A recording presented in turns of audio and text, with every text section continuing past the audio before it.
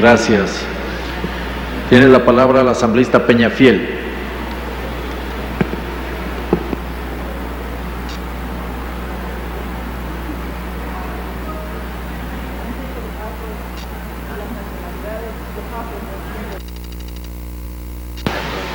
Muchísimas gracias, señor presidente.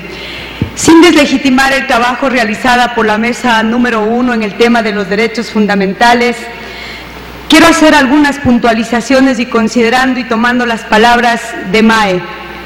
El hecho de solo hacer declarativa una Constitución ha seguido permitiendo que nuestros derechos sigan siendo vulnerados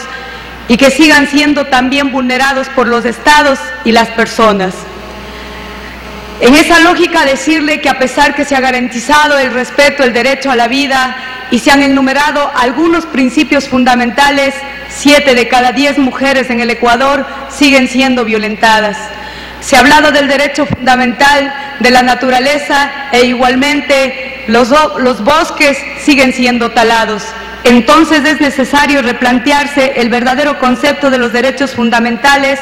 como la expresión más inmediata de la dignidad humana, según la expresión del tratadista español Fernández Segado.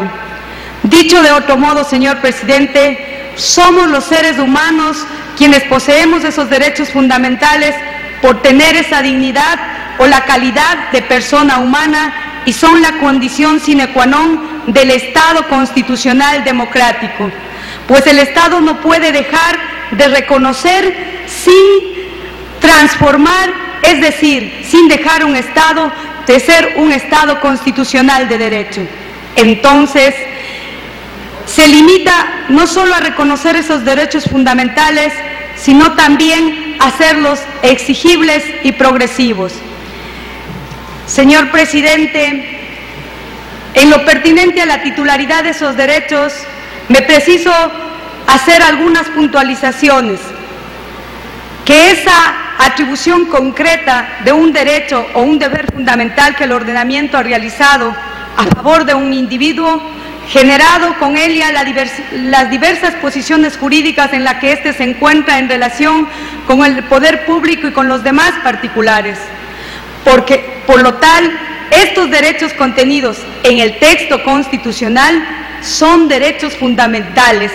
pero eminentemente de los seres humanos, sin deslegitimar el principio y el derecho que tiene la naturaleza para que nosotros, precisamente los seres humanos, garanticemos la vigencia de esos derechos. Por eso considero, señor presidente, que el tema de la titularidad de derecho a la naturaleza debe constar en un capítulo aparte y coincidir con algunas de las personas que me han antecedido en la palabra. En consecuencia, creo que es necesario, señor presidente, reconocer y analizar las posibilidades del crecimiento en democracia constitucional que imponga un sistema que exige el respeto a la igualdad y dignidad,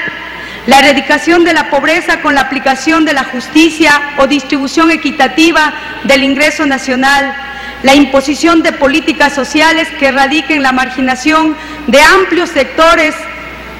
poblacionales, la implementación de nuevos modelos educacionales y sobre todo de nuevos modelos de desarrollo en los que el ser humano sea el fin y no el medio.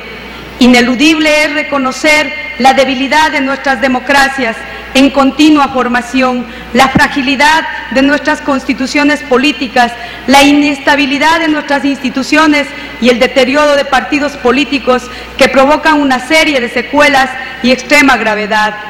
Igualmente, en el tema de los derechos que se han avanzado y se han asignado e incluido a las mujeres, niños, niñas, adolescentes, coincidir con el planteamiento de la mesa. Pero, sin embargo, dejar en la reflexión que si bien es cierto el postulado del neoconstitucionalismo manifiesta que hay que introducir en los nuevos textos constitucionales nuevas teorías, nueva jurisprudencia, pero tampoco es menos cierto que debemos entender que la Constitución es uno de los instrumentos jurídicos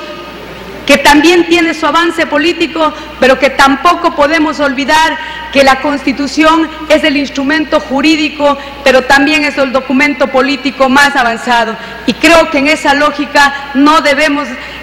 ahondar en esa temática, sino concretar ese verdadero sentido de lo que decimos, lo que es el neoconstitucionalismo. Finalmente, se ha hablado del tema de la plurinacionalidad. Coincidir con algunos compañeros que no deslegitimamos ni tampoco rehuimos el debate, pero creo que no es en este punto fundamental, sino que hay que ampliarlo el debate. Pero sobre todo rechazar aquella posición que quienes no compartimos el principio de la plurinacionalidad seamos los neoliberalistas de avanzada. Decirles que los campesinos y los indios mestizos también formamos somos parte de esta sociedad que exige vivir con dignidad, que consideramos que el alcance y la precisión de la interculturalidad permite una salida a largo plazo para el país, porque la interculturalidad reconoce al mismo tiempo el derecho a la diferencia y la diversidad, pero enfatiza la necesidad de construir la unidad, reconociendo y estableciendo instituciones y mecanismos que posibiliten el encuentro creativo y equitativo entre los diversos. Esta interculturalidad también nos permite que los pueblos indígenas sean tratados con minorías a las que se les entrega una parte minúscula del Estado, sino que también atraviese a todas las normas institucionales y prácticas del país. La interculturalidad permite un tratamiento flexible de las distintas formas de diversidad,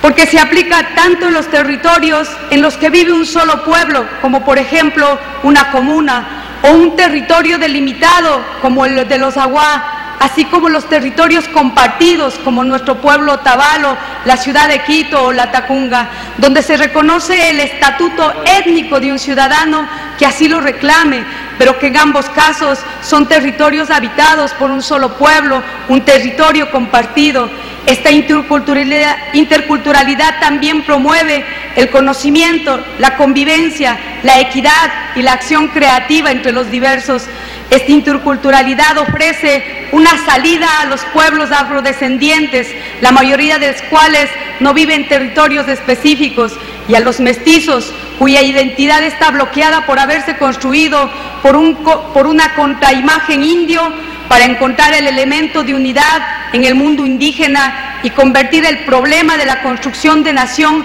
incluyente en un problema de todos y no solo de indios o de mestizos o de negros. Gracias, señor presidente. Asambleísta Andino, por favor, tiene la palabra.